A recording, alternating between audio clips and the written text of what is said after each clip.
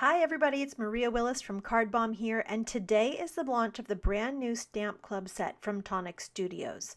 This month's set is called Shoot for the Moon, and today we're going to be going over some fun techniques so that you can use this stamp and die bundle in so many different ways. Today we're going to be doing some stamping, ink blending, masking, watercoloring, so many different techniques. We're even going to do some glow in the dark stuff. So without talking any more about it, let's go have some fun. This Shoot for the Moon stamp and die bundle is full of moons, stars, magical galaxy backgrounds, and elements like trees and mountains so that you can create beautiful landscape designs. It was designed so that some of the stamps and dies can work together and that some of the elements can also work separately. Today I'll be taking a closer look at many of the individual elements of this bundle so that you can get the most out of your stamp and die set. I'm going to start by focusing on this full moon stamp, and I'm going to show you a variety of different ways to achieve different looks with it. First, I'm going to stamp it in gray ink onto white cardstock. Now I'm rotating my paper and I'm going to stamp it again. This time I'm going to stamp it in a blue ink. I'm using Nuvo hybrid inks on purpose today because these are permanent inks. I can use them with watercolor or alcohol-based products and they will not smear. Now I'm moving on to a lighter blue ink because I want to show you how to do some two-tone stamping. I just stamped dark blue ink around the edge of my moon and blotted it off to get a two-toned look on my moon. This is a great technique for adding realistic shadows to your moon and even to the trees in this stamp set. Taking a look at the stamp set, you can see that there isn't a stamp for adding background color to this moon, so I'm going to show you how to do that. Take the moon stamp and flip it over so that the smooth side is against your paper.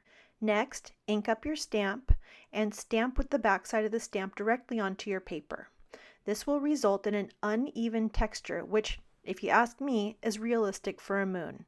I used my ink cube to fill in that empty spot, but you could also use a marker or just leave the lighter spot as it would look like a highlight. So here's a closer look at that two-tone moon and that yellow background, as well as a look at how the stamp looks when it's heat embossed. Now I want to show you how to get some background color on these other full moons that we stamped. And I'm going to show you a couple different ways. This time I've used the full moon die to cut a mask from regular paper. You could also cut a mask out of acrylic or out of masking paper. I'm using an ink blending brush and some yellow ink to ink over the top of that mask, and you can see that I have a perfect background that stayed within the lines of the moon. If you are going to be die cutting your moon, you don't have to worry about staying in the lines. And in that case, you can use one of these large flat brushes to get a really soft, smooth background.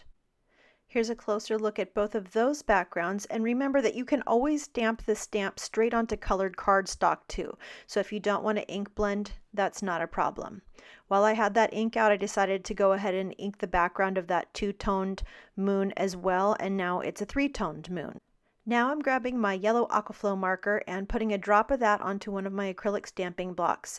This is a moon that I stamped off camera onto watercolor paper. So this is a really easy way to get a watercolor background on these moons as well. If you stamp onto a larger piece of watercolor paper and you don't want to ink blend, you don't want to risk going out of the lines, this is a really easy way to do it. Another really fun thing to do with these moons is to make stickers to seal your envelopes. So grab your adhesive sheets, which are basically double-sided sticky paper, and stick one of your moons onto there.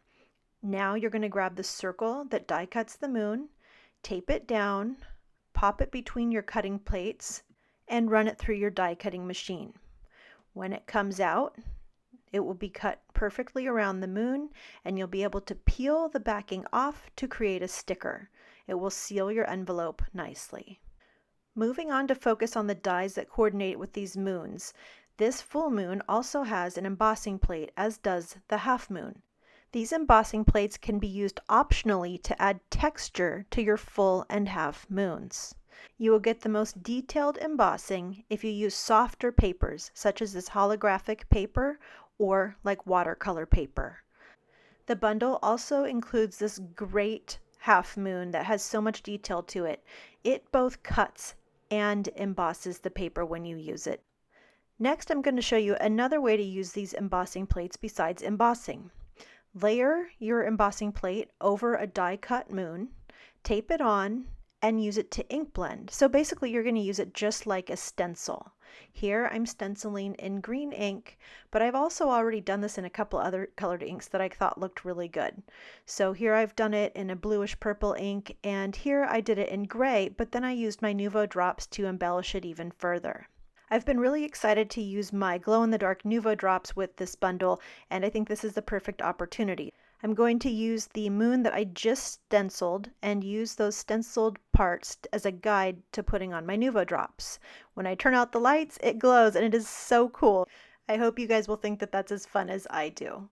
To create a more realistic looking moon, just squirt some stone drops onto your moon, dip your finger in to add peaks, and when it dries, you'll have a moon that looks like this. Now we're going to be moving on to this tree stamp, and I'm going to show you how I stamp using gradient color to create depth and dimension. I'm starting by stamping my trees in my lightest color higher up on the paper so that these trees will appear as that they are further back in my scene. Next, I'm switching to the next lightest color and again stamping just below those trees. I will continue doing this with darker colors until my whole scene is built. Now there might be some spots at the bottom where you can see the white cardstock, and we will resolve that by ink blending in one of the darker colors at the bottom. Here's a look at a card that I made using this exact technique and the same colors. This card features the same tree stamp stamped in black for a more of a silhouetted look. This third card uses the same stamp layering technique with gradient color, but I've extended further over to the side so that I could create a slimline card. Now let's take a closer look at this mountain range stamp. I'm going to be stamping it in water-based ink onto watercolor paper. This is what it looks like if you stamp it and don't do anything more to it. I wanted to add shading to the mountain range, so I'm using a wet paintbrush with no ink on it. I'm using the water to drag the ink from the stamped image into the areas of the mountain that don't currently have any color.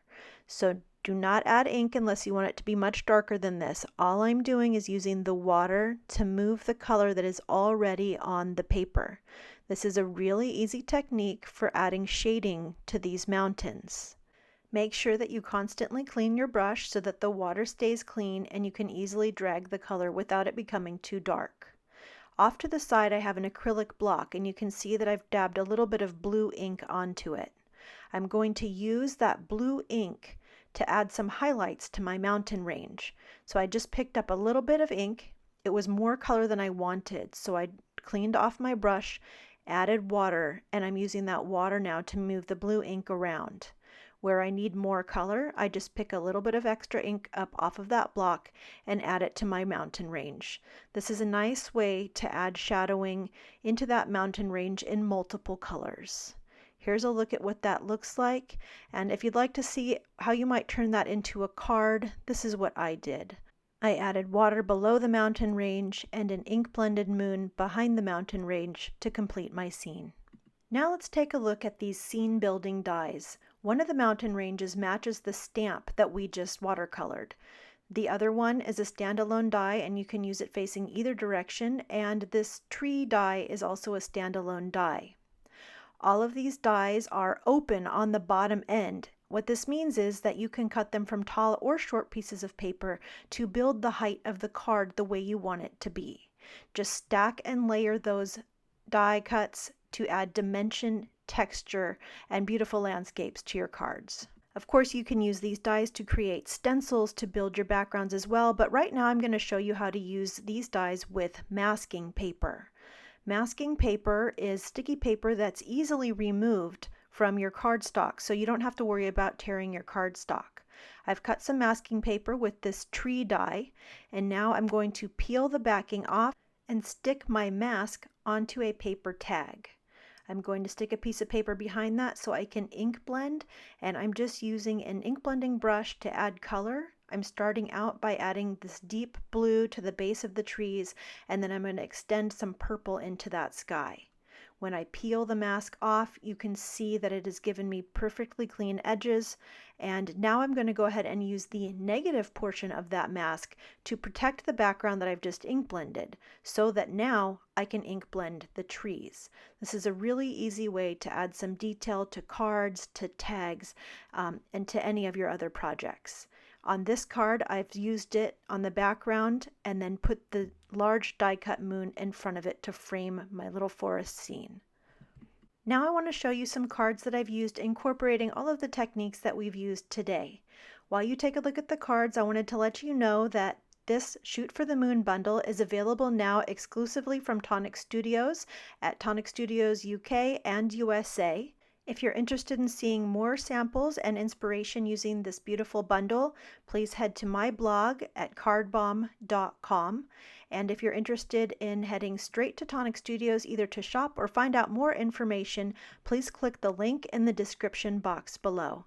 Thank you so much for joining me today. I hope the techniques that I've shared will inspire you to create many cards and projects of your own. If you have any questions, please leave them in the comment box below and I'll get back to you as soon as possible. Bye for now, and I hope you all have an amazing day.